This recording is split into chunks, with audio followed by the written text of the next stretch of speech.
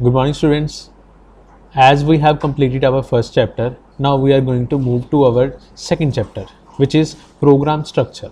So हमने first chapter में काफ़ी इंपॉर्टेंट चीज़ें पढ़ी हैं जो हमें यूजुअली पेपर में दिखेंगी, जिनमें से हैं फ्लो चार्ट है, फ्लो चार्ट के सिंबल्स आपको पूछे जाएंगे, एल्गोरिथम के रिगार्डिंग पूछा जाएगा. You will see this kind of stuff in your examination. So अब हम चैप्टर 2 में कंटिन्यू करते हैं जो है हमारा प्रोग्राम स्ट्रक्चर. सो सबसे पहले प्रोग्राम स्ट्रक्चर में हम सबसे पहले देखेंगे प्रोग्राम का स्ट्रक्चर क्या है. हमने एक प्रोग्राम बनाया था हेलो वर्ल्ड का, सबसे बेसिक प्रोग्राम जो हमने स्टार्ट किया था. उसी एग्जांपल को कंटिन्यू करते हुए हम उसका स्ट्रक्चर समझने की कोशिश करेंगे. मतलब अगर हमने कोई भी प्रोग्राम बनाना है तो हम कैसा स्ट्रक्चर फॉलो करें. सबसे पहले हम पढ़ रहे हैं, यहाँ पे लिखा हुआ है a C program basically consist of the following parts.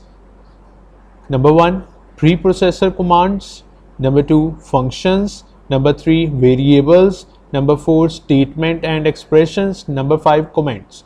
मतलब कहा गया है कि सी प्रोग्राम में बेसिकली यही पॉइंट्स, यही जो पार्ट्स होते हैं जब कोई भी सी प्रोग्राम बनाया जाता है. राइट, तो ये पार्ट्स का इन्होंने यहाँ पे मेंशन कर दिया कौन कौन से हैं. ये सबसे पहला पार्ट हमें यहाँ पे बताया गया pre processor commands. Pre processor commands. Number 2 पे है फंक्शंस होते हैं, नंबर 3 पे वेरिएबल्स होते हैं, नंबर 4 पे स्टेटमेंट एंड एक्सप्रेशंस होते हैं, नंबर 5 पे कमेंट्स होते हैं. राइट, मतलब इनके अलावा कोई भी चीज़ नहीं होती जब हम प्रोग्राम बनाते हैं. यूजुअली हमें सभी के बारे में नहीं पता होगा, तो समझने के लिए थोड़ा सा मैं ओवरव्यू देता हूँ, आगे फिर हम डिटेल में पढ़ेंगे. सबसे पहले प्री प्रोसेसर कमांड्स क्या होती हैं. जो कमांड्स हमें सबसे पहले एग्जीक्यूट करनी होती हैं उन्हें हम बोल देते हैं pre processor command. Means processor के चलते ही सबसे पहले जो कमांड्स एग्जीक्यूट होंगी वो ये वाली कमांड्स होंगी. उसके बाद हमारे पास आता है फंक्शंस. फंक्शंस क्या होते हैं. फंक्शंस कुछ सेट ऑफ स्टेटमेंट्स होती हैं. मतलब एक फंक्शन एक बॉडी होती है जिसके अंदर स्टेटमेंट्स लिखी होती हैं और स्टेटमेंट्स कोई स्पेसिफिक आउटपुट जनरेट करने में हमें हेल्प करती है, तो वो एक काइंड ऑफ अ फंक्शन हो गया. वेरिएबल्स क्या हैं. वेरिएबल्स वो वाले कंटेनर होते हैं जो अपने अंदर वैल्यू को स्टोर करते हैं. मीन्स अपने अंदर वैल्यू को स्टोर करते हैं, जो उनको वेरिएबल्स बोलते हैं. राइट, तो स्टेटमेंट एंड एक्सप्रेशन. स्टेटमेंट्स होंगी लाइक प्रिंट करने के लिए हम कह रहे हैं, क्लियर करने के लिए हम कह रहे हैं, वो सारी चीज़ें स्टेटमेंट हो जाती हैं. एक्सप्रेशंस हो जाते हैं, प्लस कर रहे हैं, माइनस कर रहे हैं, मल्टीप्लाई कर रहे हैं, हम कोई भी चीज़ ऐसी कर रहे हैं तो उन्हें हम बोल देते हैं यूजुअली एक्सप्रेशंस. सो आगे बढ़ते हैं. कमेंट्स क्या हैं. कमेंट्स होते हैं जब हमें मेंशन करना होता है कि हम प्रोग्राम में ये चीज़ें क्या कर रहे हैं, तो हम उसको रिप्रेजेंट करते हैं कमेंट्स की फॉर्म में. तो इसको अब डिटेल में देखते हैं. सबसे पहले हम हेलो वर्ल्ड की एग्जांपल चेक कर लें जो हमने पहले बनाई थी. अब यहाँ पे लिखा हुआ है hash include stdio.h int main my first program in C printf hello world return 0 end खत्म. ये एग्जांपल जो है ये मैंने थोड़ी सी डिफरेंट ली है जो हमने पहले बनाई थी उससे. मैंने इंटरनेट से ये एग्जाम्पल को कॉपी किया है. रीज़न बिहाइंड दैट, हम लोग अगर इंटरनेट पे पढ़ते हैं तो हमें कुछ ऐसी चीज़ें देखने को मिलती हैं, फिर हम देखते हैं कि ये तो हमें कॉलेज में नहीं पढ़ाया गया, ये कुछ ऐसी चीज़ है जो हमने नहीं पढ़ी. राइट, तो ऐसा कुछ नहीं है. हमने कैसी एग्जांपल की थी. हमने लिखा था hash include stdio.h hash include conio.h. हमने 2 हेडर फाइल्स ली थी, इन्होंने एक हेडर फाइल ली है. तो सही किसकी है. सही दोनों का है. हमने जो 2 ली थी वो भी ठीक है, इन्होंने जो 1 ली है ये भी ठीक है. अब क्यों, क्या है सिस्टम है उसको हम समझते हैं. सबसे पहले यहाँ पर एक हेडर फाइल ली है, मतलब हमने यहाँ पर एक प्री प्रोसेसर यूज़ किया है जिसमें एक हेडर फाइल को इंक्लूड कर दिया. उसके बाद यहाँ पर लिखा हुआ है इंट मेन. ये मेन जो है ना, ये हमारा एक फंक्शन है. राइट, तो मेन की क्या होती है, एक रिटर्न टाइप होती है. मतलब मेन क्या है, फंक्शन कुछ रिटर्न करता है. राइट, तो वो रिटर्न टाइप हम उसके आगे लिखते हैं. अब यहाँ पर हमने लिखा था वॉइड. वॉइड का मतलब होता है नल. नल का मतलब होता है कुछ नहीं, खाली. राइट, तो जब हम वॉइड में लिखते हैं उसका मीन्स है we are not returning anything. हमने यहाँ पर अब लिखा है इंट मेन. इंट क्या होता है, इंटीजर वैल्यू 0 1 2 3 4 5 6 सो ऑन, जो इंटीजर होते हैं, माइनस में भी जा सकते हैं. राइट, तो यहाँ पर मैंने लिखा है इंट मेन. ये इंट लिखने की वजह से अब इस फंक्शन की लास्ट स्टेटमेंट पे यहाँ पर हम रिटर्न कर रहे हैं सम इंटीजर वैल्यू जो एक तरह की 0 है. राइट, अगर मैंने यहाँ पर इंट लिखा है और नीचे मैं रिटर्न नहीं लिख रहा तो कंपाइलेशन एरर आ जाएगा कि return statement is not available. अब यहाँ पर इंट लिखा है और सबसे एंड में रिटर्न 0 कर दिया. राइट, तो उसके बाद यहाँ पर अब एक लाइन है, ये जो लाइन शो हो रही है ये बेसिकली क्या है, ये है कमेंट स्टेटमेंट. ये कमेंट है, ये हमें दिखाने के लिए है ये कमेंट कि ये जो नीचे मैं जो कर रहा हूँ उसका मतलब क्या है. ये कमेंट को हम काफ़ी सारे तरीक़ों से लिख सकते हैं. ये एक पैरा के लिए होता है, स्लैश लगाया है, बैकवर्ड फ्रंट स्लैश लगी है, स्टार लगाया, एस्ट्रिक साइन लगाया, उसके बाद मैंने एक कमेंट को लिख दिया. राइट, उसके बाद फिर एस्ट्रिक साइन है और बैकवर्ड स्लैश लग गई, सॉरी फॉरवर्ड स्लैश है. राइट। तो ये हमारा कमेंट है, राइट। कमेंट को दो तरीके से हम रिप्रेजेंट कर सकते हैं, एक तरीका हो गया ये, एक तरीका हो गया मैं सिंपल 2 फॉरवर्ड स्लैश लगाऊं और उसके बाद लिख दूं, वो कमेंट हो गया। बट अगर मैं उसके बाद नेक्स्ट लाइन पे जाऊंगा तो कमेंट कंटिन्यू नहीं रहेगा, पर अगर इसके बाद मैं नेक्स्ट लाइन पे भी मूव कर जाता हूं तो कमेंट कंटिन्यू रहेगा, क्योंकि ये एक बॉडी बन गई है जिसके अंदर जो लिख रहा हूं वो कमेंट है। ये जो है ये स्टेटमेंट होती है, मतलब जिसके आगे जो लिख रहे हैं वो कमेंट है, राइट। तो उसके बाद मैंने यहाँ पे प्रिंट एफ लिखा है जिसके अंदर हेलो वर्ल्ड लिखा है, और हेलो वर्ल्ड के एंड में यहाँ पर स्लैश एन डाल दिया। ये स्लैश एन क्या होता है, जब हम बैकवर्ड स्लैश के साथ कुछ भी कीवर्ड लिखते हैं ना तो उसका कुछ मतलब होता है सी में। बैकवर्ड के साथ मैंने एन लिखा तो इसका मतलब है नेक्स्ट लाइन, बैकवर्ड के साथ मैंने टी लिखा है तो उसका मतलब है टैब, बैकवर्ड के साथ मैंने बी लिखा है तो उसका मतलब है बेल। ऐसे काफ़ी सारे सिंबल्स हैं जो सी में डिफाइंड है। तो हेलो वर्ल्ड के बाद स्लैश एन गया सो दैट नेक्स्ट लाइन में आ जाए उसका पॉइंटर। तो सिंपली ये प्रोग्राम है। अब इस प्रोग्राम में हम चेक करें, ना तो गेट सी एच लिखा है ना क्लियर स्क्रीन लिखा है। It's okay, we can write this kind of program, but इसको अगर एग्जीक्यूट करेंगे तो वही दिक्कत आएगी, नैनो सेकंड के लिए रन होगा और हमें दिखाई नहीं देगा, राइट। तो मतलब ये प्रोग्राम भी ठीक है, अगर फर्स्ट हेलो वर्ल्ड प्रोग्राम में अगर आप ऐसा भी प्रोग्राम बनाते हो तो it's fine, it doesn't have any kind of error, right. जो हमने बनाया था वो भी बनाते हो तो वो भी ठीक है, राइट। अब इस प्रोग्राम को एक्सप्लेन करने के लिए आगे डिटेल में बताया गया, the first line of program hash include stdio is a preprocessor command which tells a C compiler to include stdio.h file before going to actual compilation, right. तो जो मैंने अब आपको वर्बली बताया ये रिटर्न फॉर्म में अब आपको लिखा हुआ मिल रहा है कि इसको थ्योरी में कैसे लिखना है। Let us suppose first program को हम एक्सप्लेन कर रहे हैं तो उसके साथ हम इसको इस फॉर्म में लिख सकते हैं, राइट। तो उसके बाद क्या आ रहा है, the next line int main is the main function where the program execution begin. जो इंट मेन है वो मेन फंक्शन है, यहाँ पे प्रोग्राम की एग्जीक्यूशन स्टार्ट हो रही है। उसके बाद है the next line slash star slash, ये कंटिन्यू हो रहा है, will be ignored by the compiler and it has been put to add additional comment in the program, so such lines are called comment in the program. Okay, एक good point यहाँ पे निकल के आया जो मैंने आपके साथ डिस्कस नहीं किया, कि ये जो लाइन होती है जब हम कमेंट बनाते हैं वो कमेंट वाली लाइन कंपाइलर इग्नोर कर देता है। इग्नोर कर देता मतलब वो वाली लाइन को वो अपने एंड पे एग्जीक्यूट नहीं करता। तो कौन वो एग्जीक्यूट नहीं करता तो किसके लिए हम लिख रहे हैं, कमेंट हम लिख रहे होते हैं प्रोग्रामर के लिए, यूज़र के लिए, जो प्रोग्राम को बना रहा है, कोई और प्रोग्राम उसको देख रहा है, डेवलपर कोई और उसको चेकआउट कर रहा है तो उसको समझ आए कि हम क्या कर रहे हैं, इसलिए हम वहाँ पर कमेंट्स लिखते हैं, राइट। तो कंपाइलर के लिए नहीं है, किसके लिए है, डेवलपर के लिए है, राइट। तो उसके बाद the next line print f is another function. अब ये जो प्रिंट एफ है वो अनदर फंक्शन है, राइट। पहले फंक्शन कौन सा था, मेन फंक्शन, और प्रिंट एफ जो है एक और फंक्शन है। Available in C which causes the message hello world to be displayed on the screen. Print f एक खास किस्म का फंक्शन है जो क्या कर रहा है, हेलो वर्ल्ड को स्क्रीन पे डिस्प्ले करा रहा है। The next line return 0 terminates the main function and return the value 0।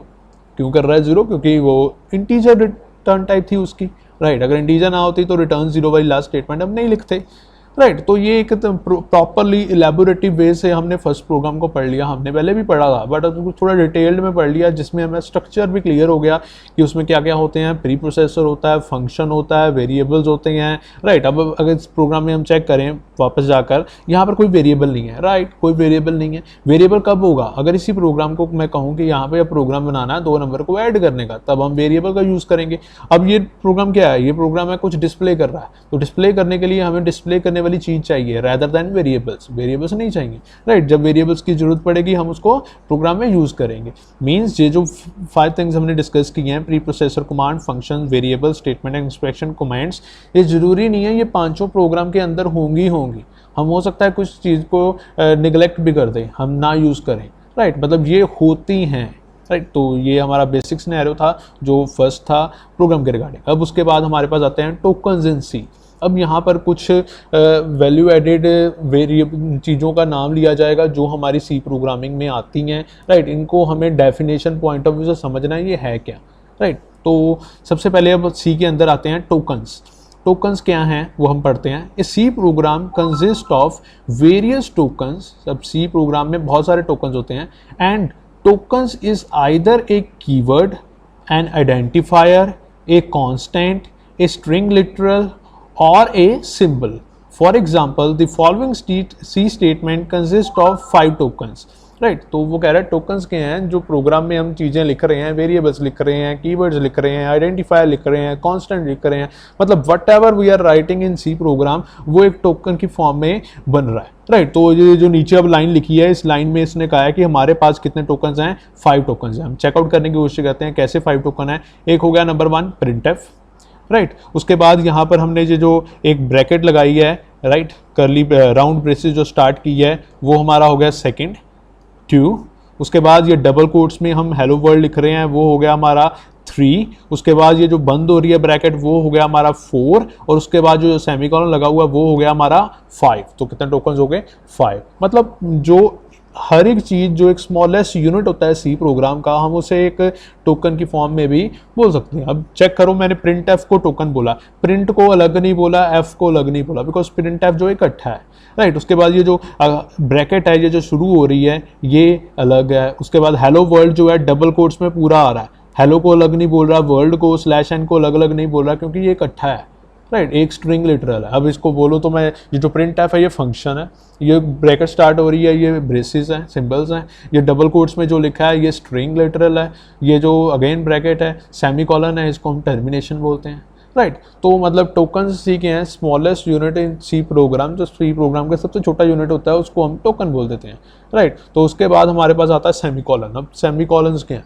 Right. In a C program the semicolon is a statement terminator that is each individual statement must be ended with a semicolon. It indicates the end of one logical entity. अब ये semicolon क्या है, ये हम symbol use किया हमने, जो पहला प्रोग्राम बनाया था उसमें भी इसको यूज़ किया है। और ये है क्या सेमीकोलन, इसको हम बोलते हैं टर्मिनेशन सिंबल। ये क्या होता है, ये कहाँ पर यूज़ होता है, जब हमें कोई स्टेटमेंट को एंड करना है हम उसके पीछे इस सिंबल को लगा देंगे। और इस सिंबल को उसके पीछे लगाने का मतलब क्या है कि वो स्टेटमेंट वहाँ पर ख़त्म हो रही है, वहाँ से आगे वो स्टेटमेंट नहीं चलेगी, राइट। तो अब जनरली यहाँ पर अगर बात करें तो यहाँ पर दिया हुआ है given below are 2 different statements. अब यहाँ पर देखो प्रिंट एफ कर रहे हैं हेलो वर्ल्ड, और उसके एंड में क्या लगा हुआ है सेमीकोलन, राइट, लगा हुआ है, यस। उसके बाद हमने यहाँ पर लिखा है रिटर्न 0, उसके बाद एंड में लगा हुआ है सेमीकोलन, यस। दोनों स्टेटमेंट चीज़ें टर्मिनेट हो गई, ये सेमीकोलन का मेन एम है, राइट। तो अब अगर यूजुअली एक फिल इन द ब्लैंक्स हमें मैं पूछूँ आपको तो ये किस फॉर्म में होगा, every statement in C programs end with dash. अब स्टेटमेंट क्या है, स्टेटमेंट जो हम पीछे जा रहा हूँ मैं वापस, जो मेन फंक्शन के अंदर चीज़ लिख रहे हैं, राइट। प्रिंट एफ लिखा है, रिटर्न लिखा है, ये सारी स्टेटमेंट किससे एंड हो रही हैं, सेमीकोलन से एंड हो रही हैं। Okay, simple fill in the blanks का आंसर हो गया सेमीकोलन। फर्दर मूव करें तो हमारे पास आते हैं कमेंट्स। अब ये कमेंट्स क्या हैं, कमेंट्स अभी हमने डिस्कस किए थे, ये कुछ ऐसे स्टेटमेंट है या ऐसे वर्ड्स हैं जो कंपाइलर इग्नोर कर देता है पर होते हैं यूज़र के लिए, जो डेवलपर है उसके लिए, राइट। तो comments are like helping text in C programs and they are ignored by the compiler. They start with slash star and terminate with the character star slash as shown below, right. तो इस तरीके से हम comment को लिख सकते हैं। Comment को लिखने का एक और तरीका है जिसमें हम डबल स्लैश यूज़ करके उसके आगे कमेंट को लिख सकते हैं, राइट। पर ये सिंगल लाइन होता है, ये डबल लाइन भी हो सकता है, right. You cannot have comment with in comment, comment के अंदर कमेंट नहीं लिख सकते। And they do not occur with in a string और कैरेक्टर लिटरल। अब स्ट्रिंग मैंने डबल कोट मेंशन किया हुआ है, यहाँ पर डबल कोट लगाया, यहाँ पर डबल लगाया, तो ये चीज़ जो है पूरी ये स्ट्रिंग बन जाएगी रैदर दैन कमेंट, फिर ये इग्नोर नहीं होगी क्योंकि ये डबल कोट के अंदर आ रही है, राइट। तो सिंपल है, स्ट्रिंग के अंदर लिटरल के अंदर नहीं आते, कमेंट्स के अंदर हम कमेंट्स नहीं लिख सकते। उसके बाद हमारे पास आ रहे हैं आइडेंटिफायर। अभी तक हमने पढ़ा सी प्रोग्रामिंग में एक सबसे पहले हमारे पास होते हैं टोकन्स। टोकन्स के हैं स्मॉलेस्ट यूनिट जिसके अंदर बहुत सारी चीज़ें आती हैं। उसके बाद हमने पढ़ा कि हमारे पास वो क्या है, सेमीकोलन क्या है, सेमीकोलन। उसके बाद हमने पढ़ा कि हमारे पास कमेंट्स के हैं। अब हम पढ़ रहे हैं आइडेंटिफायर्स के हैं, right. A C identifier is a name used to identify a variable, function or any other user defined item, right. Identifier क्या है, जब हम सी में कोई भी चीज़ बना रहे हैं, चाहे वो वेरिएबल है, चाहे वो फंक्शन है, कोई भी चीज़ है, उनको एक दूसरे से अलग करने के लिए, आइडेंटिफाई करने के लिए उस आइडेंटिफायर को आइडेंटिफायर्स का यूज़ किया जाता है।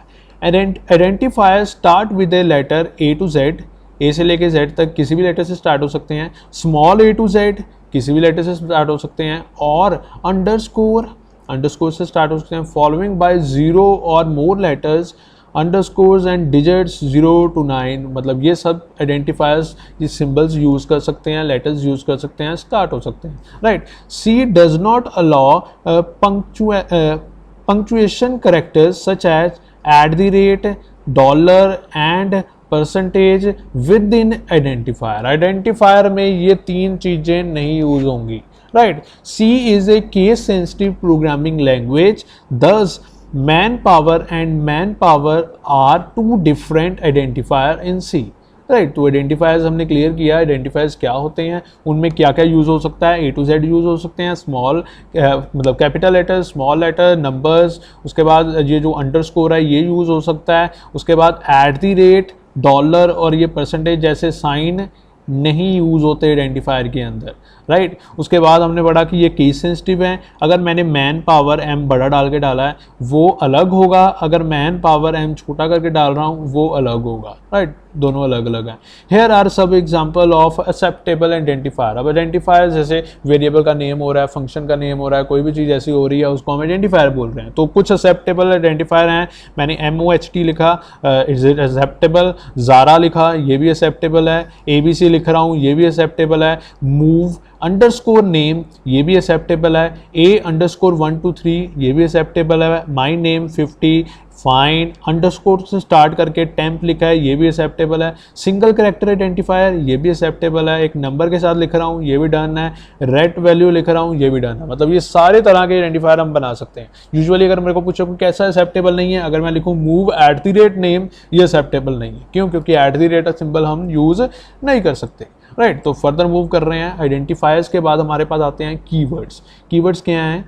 कीवर्ड्स बेसिकली कुछ रिजर्व वर्ड्स हैं जो सी के अंदर होते हैं, उनको हम कीवर्ड्स बोलते हैं, राइट। देख रहे हैं आप क्या है, the following list show the reserve words in C, the reserve words may not be used as constant or variable or any other identifier name, right. तो कीवर्ड्स क्या हैं? सी के अंदर कुछ वर्ड्स हैं जिनका एक स्पेसिफिक मीनिंग है, उन वर्ड्स को हम किसी आइडेंटिफायर या वेरिएबल या किसी भी चीज़ की जगह पे यूज़ नहीं कर सकते। फॉर एग्जांपल जनरल सी बात करता हूँ, अब हमारी लाइफ है, हम सभी जितने भी हम पर्सन हैं, हम सभी के पास अपना एक नेम है, राइट। लेट अस सपोज मेरा नाम है चेतन, आप लोगों में से किसी का नाम कुछ और हो सकता है, राम हो सकता है, श्याम हो सकता है, सीता हो सकता है, सो ऑन, राइट। बट अगर एक एग्जांपल के पॉइंट ऑफ व्यू से देखूं, हम सभी के नेम्स हैं, हम यूजुअली ऐसे नाम नहीं रखते लाइक एनिमल, राइट। एनिमल, किसी का नाम हम नहीं सुनेंगे एनिमल हो, राइट। हो भी सकता है किसी ने रख लिया हो, but this kind of case is so much difficult to find it out. Animal नाम किसी का नहीं होगा। एयरटेल नाम का कोई बच्चा नहीं होगा, किसी भी स्टूडेंट का नाम एयरटेल नहीं होगा, राइट। सिमिलरली ऐसे कुछ स्पेसिफिक वर्ड्स हैं जो यूजुअली हम नहीं यूज़ करते। क्यों? क्योंकि एनिमल क्या है? एनिमल एक कैटेगरी है, राइट। वो कैटेगरी को हम किसी के नाम के रिप्रेजेंट नहीं कर सकते। मतलब एनिमल को मैं कह सकता हूँ एक रिजर्व वर्ड है, जो जितने भी जानवर हैं उनके लिए एक रिजर्व वर्ड रखा हुआ है एनिमल, राइट। हम रख सकते हैं, रखने को हम अपना नाम एनिमल रख सकते हैं, बट हम रखते नहीं। Reason behind that because it doesn't match. Similarly keywords कुछ डिफाइंड वर्ड्स हैं, उनको हम वेरिएबल्स के नेम की जगह नहीं यूज़ कर सकते, राइट। तो सिमिलरली जैसे बहुत सारे वर्ड्स हैं, जैसे यूजुअली हम लाइफ में देखते हैं, एनिमल की बात की है मैंने, ऐसे ही ट्रेन है, राइट। हम यूजुअली देखते हैं ट्रेन वर्ड हमारी लाइफ में डे टू डे यूज़ होता है, बट हम किसी पर्सन को एज ए ट्रेन नेम से देखते हैं नहीं, किसी का नाम ट्रेन नहीं होगा, बस नहीं होगा। ऐसे ही कुछ वर्ड्स हैं, ये रिजर्व्ड हैं, इसलिए ये रिजर्व्ड ही रहने देते हैं, राइट। तो इसी तरह सी में कुछ वर्ड्स रिजर्व्ड हैं, जैसे auto, else, long, switch, right, break, enum, float, for, go to, so on। मतलब ये वर्ड्स को मैं वेरिएबल के नेम की जगह नहीं यूज़ कर सकता। फॉर एग्जांपल मैं 2 नंबर को ऐड करने का प्रोग्राम बना रहा हूँ, ए बी रख सकता हूँ, पर अगर मैं बोलूँ कि मैं उसको फॉर एल्स रखूँ तो एरर आ जाएगा। इंट 4 करूँगा तो एरर आ जाएगा। क्यों? क्योंकि 4 is already A keyword. So keyword को किसी के वेरिएबल के नाम की जगह, कॉन्स्टेंट की जगह, आइडेंटिफायर की जगह हम नहीं यूज़ कर सकते। आइडेंटिफायर के रूल पढ़े हमने, आइडेंटिफायर के A to Z कोई भी ले सकते हैं, बट वो कीवर्ड में नहीं होना चाहिए, राइट। तो ये बेसिक बेसिक हमारा कीवर्ड का हो गया। फर्दर मूव करें तो हमारे पास आती हैं white spaces in C, right. हमने अभी काफ़ी सारी चीज़ें कवर की हैं, अब आते हैं हमारे पास वाइट स्पेसेस। अब वाइट स्पेसेस क्या होती हैं, राइट, हम देखते हैं। A line containing only white spaces possibly with a comment is known as blank line and a C compiler totally ignores it। अब वाइट स्पेसेस को यूजुअली हम बोलते हैं, जो हम खाली स्पेस छोड़ते हैं उसको हम वाइट स्पेस बोल देते हैं। फॉर एग्जांपल मैं स्पेस बार के थ्रू मैंने एक खाली जगह छोड़ी, राइट, मैंने लिखा चेतन स्पेस सूरी, तो अब जो स्पेस दिया ना उस स्पेस को हम इंग्लिश में बोल देते हैं वाइट स्पेस। कंप्यूटर की टर्मिनोलॉजीज में उसे हम बोल देते हैं वाइट स्पेस। अब मैंने चेतन सूरी लिखा है, वही चीज़ वो कह रहा है। अगर एक लाइन है जिसमें कमेंट है और उसमें वाइट स्पेसेस भी हैं तो उसको हम ब्लैंक लाइन बोल देते हैं, right. White spaces in the term used white space is the term used in C to describe blanks, tabs, new lines, characters and comments. White spaces separates one part of statement from another and enable the compiler to identify where one element in a statement such as int ends and the next element begins. Therefore if the following statement int age, right, अब देखो यहाँ पे पहला जो है वो है int, उसके बाद जो है वो है एज और उसके बाद है सेमीकोलन। अब अगर इंट और एज के बीच में मैं वाइट स्पेस नहीं डालूंगा तो वो इंट को रिकॉग्नाइज नहीं कर पाएगा, इंट कीवर्ड है, राइट। तो वाइट स्पेसेस बहुत इंपॉर्टेंट रोल प्ले करती हैं, वो जहाँ पर डालनी चाहिए वहाँ पर डालनी बहुत ज़रूरी है। There must be at least one white space character between int and age for the compiler to be able to distinguish them. On the other hand in the following statement fruit equal to apples plus orange, अब इस पे भी यहाँ पर हमें white spaces की requirement होगी, right. तो अभी यहाँ तक देखा जाए तो ये जो भी हमने सारा पढ़ा ये बेसिकली प्रोग्राम स्ट्रक्चर का पार्ट है। मतलब हम प्रोग्राम को बनाने के लिए ये सारी चीज़ों को यूज़ करते हैं। एक बार इसका रिकैप करते हैं, यही आज का हमारा टॉपिक था जो हमने पढ़ना था।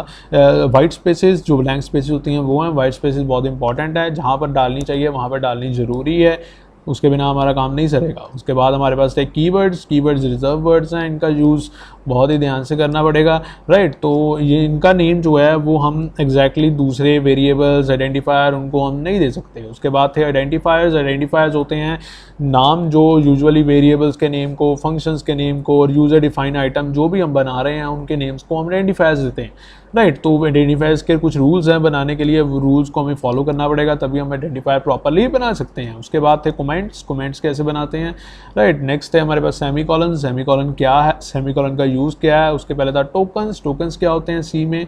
उसके पहले था हमारे पास कि हमने जो फर्स्ट प्रोग्राम बनाया था उसको हमने एलैबोरेट किया था, एग्जैक्टली वो सब सारे प्रोग्राम को हमने चेकआउट किया था।